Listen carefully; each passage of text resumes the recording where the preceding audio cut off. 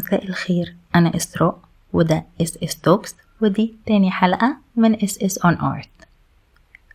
النهاردة هنتكلم عن أغلى لوحة في التاريخ حتى الآن. اللوحة دي اتباعت برقم يخوف جدا، ب$450 مليون. بس اللوحة دي مكانتش أغلى لوحة في العالم بس، لأ دي كمان منسوبة لأعظم الفنانين في تاريخ البشرية. اللوحة دي اسمها مخلص العالم، سلفادور موندي. هنتكلم عن اللوحة دي النهاردة، وهنتكلم عن الفنان العبقري اللي وراها. اللوحة دي اتباعت في 2017 في مزاد عالمي، وده خلاها أغلى لوحة فنية في التاريخ. اللوحة دي كانت عبارة عن ايه؟ كانت اللوحة بتمثل السيد المسيح وهو رافع ايديه اليمنى في إشارة للبركة، وإيديه التانية كانت فيها كرة زجاجية بترمز للكون. اللي خلى اللوحة مثيرة للجدل إن هي اختفت لسنين طويلة جدا، ولحد دلوقتي في نقاش عليها هي أصلية 100% or not.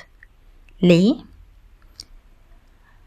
عشان اتعرضت للترميم بعد ما اختفت سنين طويلة جدا، وده خلاها سعرها وتاريخها أسطورة. اللوحة اختفت واتباعت زمان بمبالغ بسيطة جدا، وما كانش حد عارف قيمتها الحقيقية لحد ما اتعمل لها ترميم. بدأ الخبراء يعتقدوا ان هي من اعمال الفنان العبقري ليوناردو دافنشي. ليوناردو دافنشي اتولد سنة 1452 في إيطاليا، بس ليوناردو ما كانش بس رسام، كان مهندس، نحات، عالم تشريح. كان عنده أعمال شهيرة جدا، منها الموناليزا والعشاء الأخير.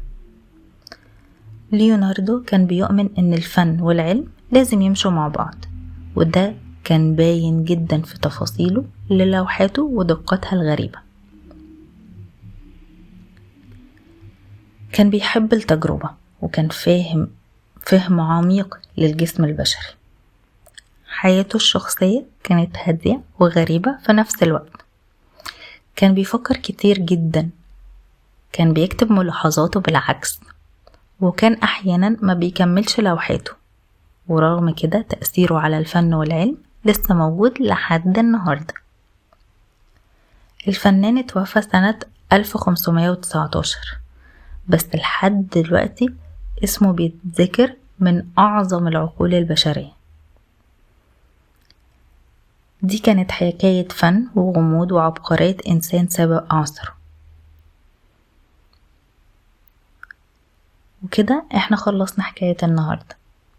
أتمنى تكون عجبتكم، وقابلكم في مرة تانية في SS on Art. باي باي.